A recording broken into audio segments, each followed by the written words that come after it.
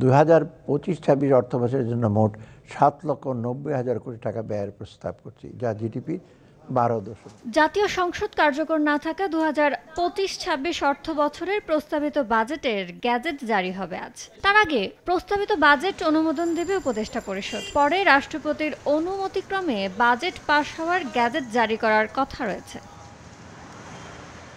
গেল 2 জুন 2024-25 অর্থ বছরের চেয়ে 7,000 কোটি টাকা কমিয়ে 2025-26 অর্থ বছরের জন্য 7,90,000 কোটি টাকার বাজেট প্রস্তাব করেন অর্থ উপদেষ্টা সালেউদ্দিন আহমেদ, যেখানে জিডিপির প্রবৃদ্ধি ধরা হয় 5.5% ও মূল্যস্ফীতি 6.5%। বার্ষিক উন্নয়ন কর্মসূচি এডিপি কমিয়ে করা হয়েছে 2,30,000 কোটি টাকা। এবারের বাজেটে সুদ পরিশোধ ব্যয় ধরা হয়েছে 1,22,000 কোটি টাকা। প্রস্তাবিত বাজেটে সবচেয়ে বড় চ্যালেঞ্জ রাজস্ব আহরণ। 5,64,000 কোটি টাকার লক্ষ্যমাত্রার মধ্যে রাজস্ব বোর্ডকে যোগান দিতে হবে 4,99,000 কোটি টাকা। বাজেটে ঘাটতি থাকছে 2,26,000 কোটি টাকার। উচ্চ মূল্যস্ফীতির পরও করমুক্ত আয়সীমা না বাড়া ও কালো টাকা সাদা করার সুযোগ রাখায় সমালোচনাও হয়েছে। এ সুযোগ না থাকার কথা এনবিআর সূত্রে জানা যাচ্ছে। এর বিপক্ষে নিজের অবস্থানের কথা জানিয়েছেন পরিকল্পনা উপদেষ্টাও।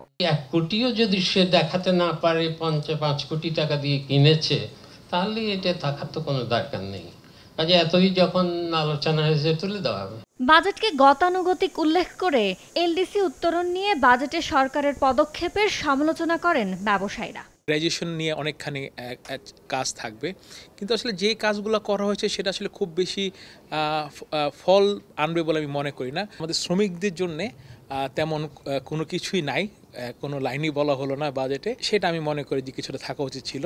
এদিকে রাজস্ব আদায়ের লক্ষ্যমাত্রাকে অবাস্তব উল্লেখ করে এটি আদায় কঠিন বলে মনে করেন অর্থনীতিবিদরা।